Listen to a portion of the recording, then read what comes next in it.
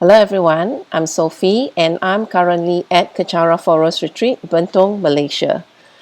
I'll continue reading from the book by my guru, His Eminence the 25th Sam Tuku Rinpoche. This is the book that I'll be reading from. Here you go. Peace, a compilation of short teachings, Sam Rinpoche. And I'll be reading from chapter 4, Peace is Transforming. That's part 4. Peace is transforming. And I'll be reading from on chapter 18, page 144. Your fate, or what you do when your luck runs out. So before that, I will go to a picture to share with you. There you go. Page 144, chapter 18. Your fate, or what you do when your luck runs out. Enjoy what you have now. At the same time, however, you must work for your future. However beautiful you are, you will not be beautiful one day. However young and healthy you are, you will not be young and healthy one day. However rich you are, your wealth will be taken away one day. You might lose it all while you are alive, and you will definitely lose it all at the time of death. However many children you have, they will leave the flock one day. It is wonderful if you have set them on the right path. If you have not set them on the right path, it becomes a gamble whether they will make it in life or not. Ultimately, you have to let go. If you have wonderful parents who take care of you and give you money, love, cars, food, a house, and everything else that you want, realize that they will be gone one day. Do not think that when they are gone, you will have a big inheritance, because if you do not have the merit to receive it, your parents will take their luck with them when they pass away, and you will not receive that inheritance. When their luck is gone, you will not have that luck anymore. You will go down.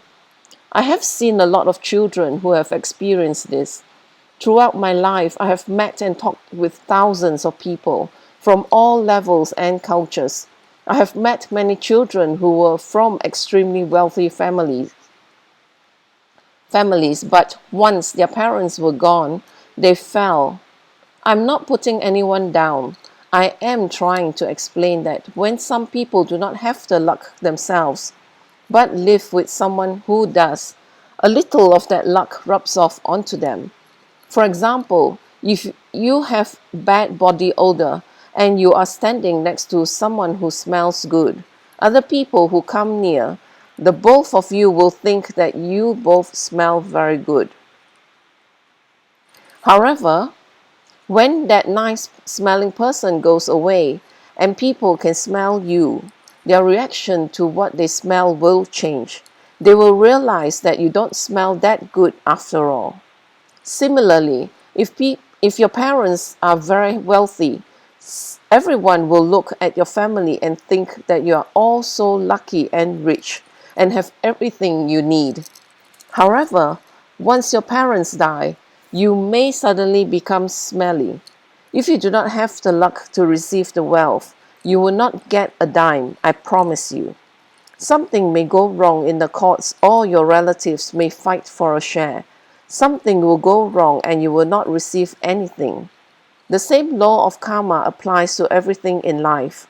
You may be standing next to a very powerful person who smells good, but your own bad smell will come out once they are gone, because you live by your karma, not theirs. You need to change yourself so you no longer smell bad. And the way to bring about that change is to listen to the Dharma and to contemplate and practice what you learn. Even when I'm telling you now is Dharma.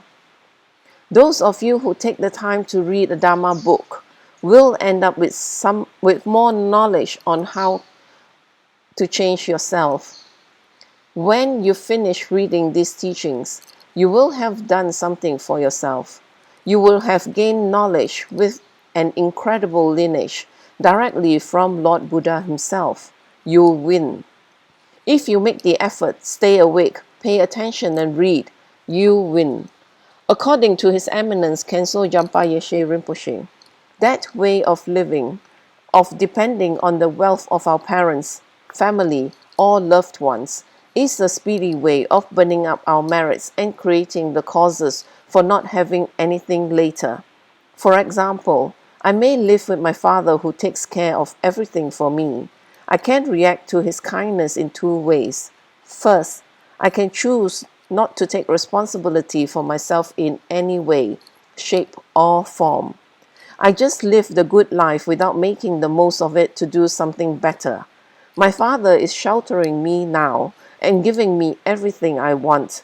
But if I do not take care of myself, I will fall when his shelter is gone. Or, in response to my father's kindness, I can educate myself, improve myself, work harder, and establish myself, even if I am being taken care of.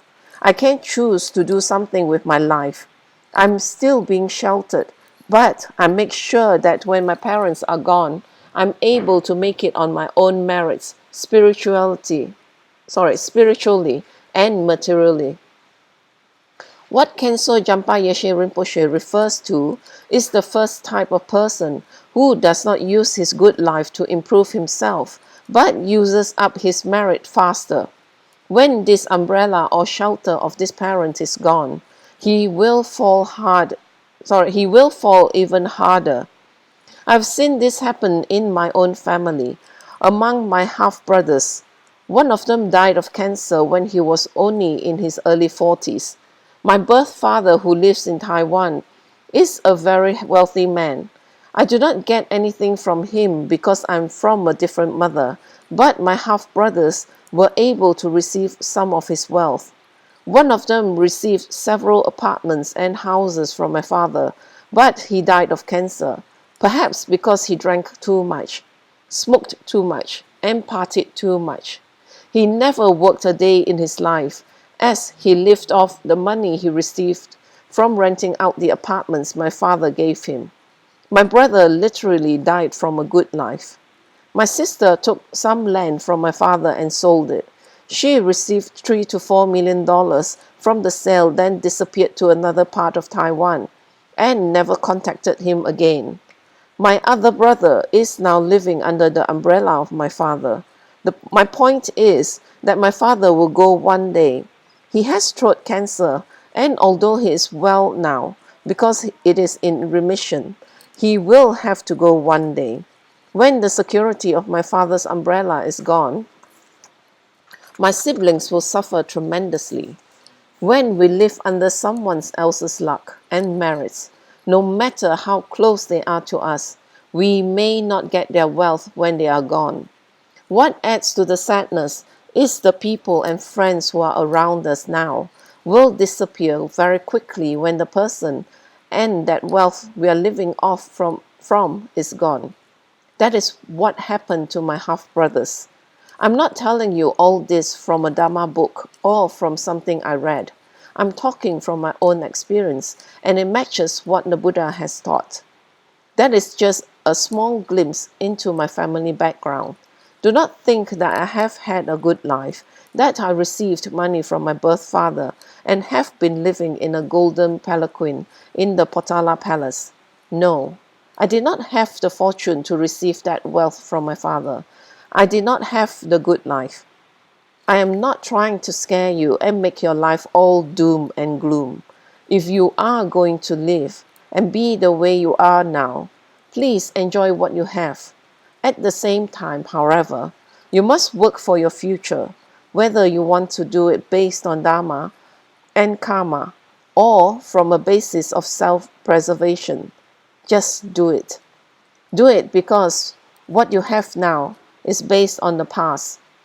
But the past cannot always become the future. The way you are living now means you are using up your merits very quickly, and you will not have the merits to sustain the same lifestyle in the future.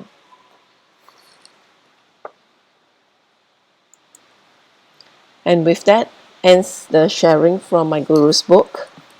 And as he mentioned, if you're in a good position of living now, do something with it, while you have that opportunity, and gain more merits that you may be able to live well in the future as well. Don't just depend on another's fortune that you will fall when that fortune is gone. So be wise and make your life, more meaningful. And thank you for sharing your time with me. So I'll end this session now, and with dedication in Tibetan.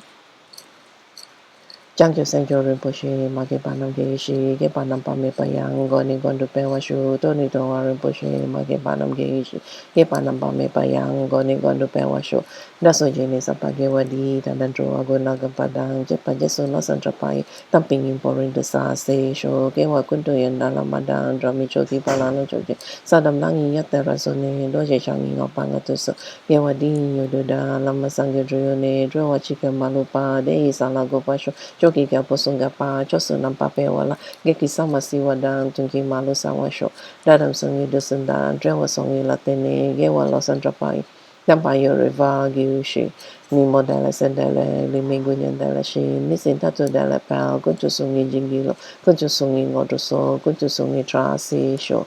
Jesu lama kusen rapting ching, nam katrini chocho ke padang, losam tempe dro mi samsungi, dro e musa tato ni geushi.